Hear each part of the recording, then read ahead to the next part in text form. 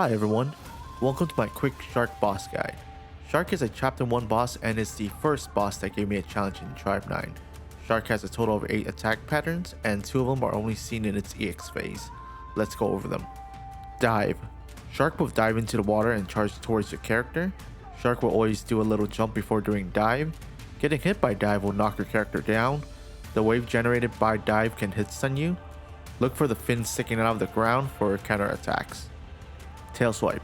S.H.A.R.K will do a tail swipe that covers 180 degrees radius. S.H.A.R.K will wind up its tail before doing its tail swipe. Getting hit by the tail swipe will make your character lose their balance. You can counter attack when the tail is about to hit your character. Bites. S.H.A.R.K will do a quick 2-combo bite and follow up with a delayed third bite. S.H.A.R.K will poke its head out of the ground, show its teeth before bite.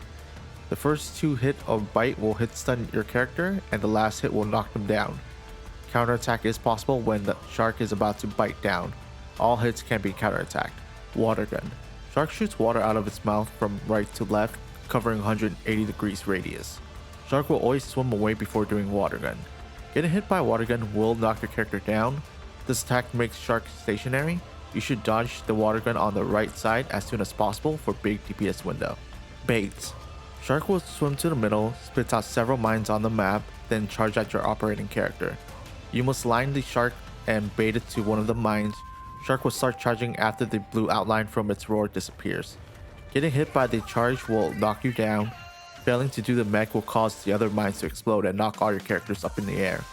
A counterattack is possible when S.H.A.R.K charges at you. Doing the mechanic correctly will grant you a huge DPS window. Jaws. S.H.A.R.K will go underwater, target a character, and jump out with a chomp. We will receive a warning message and see a puddle on the ground before S.H.A.R.K jumps out.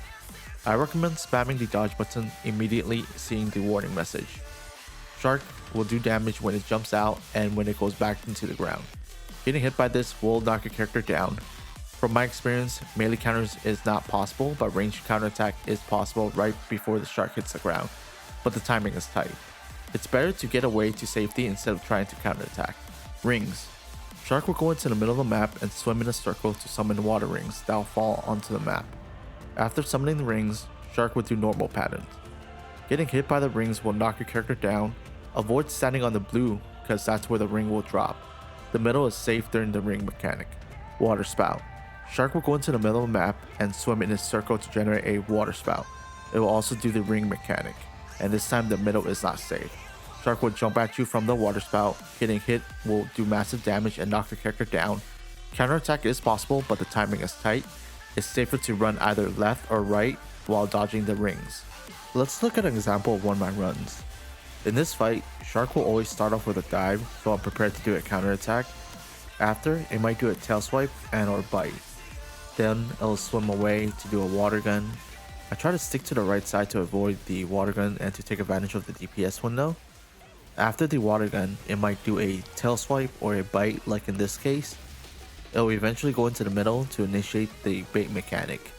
There's a huge DPS window here since S.H.A.R.K takes a good amount of time to prep the mech.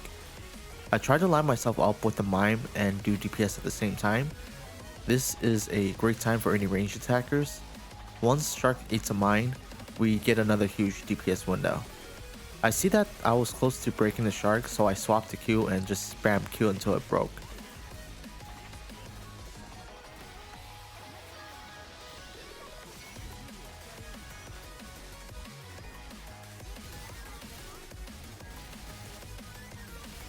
Eventually, S.H.A.R.K will do a ring mechanic even if you didn't get any hit like in my run right here.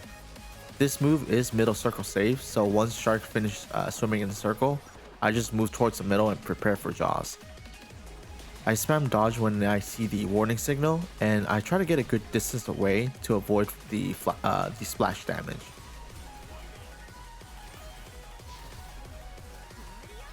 The S.H.A.R.K swims away and do water gun, giving me another DPS window for me to spam Q on Q. I choose not to use my ultimates because I was testing some tension cards for a future video. I have been having a lot of fun with Tribe 9.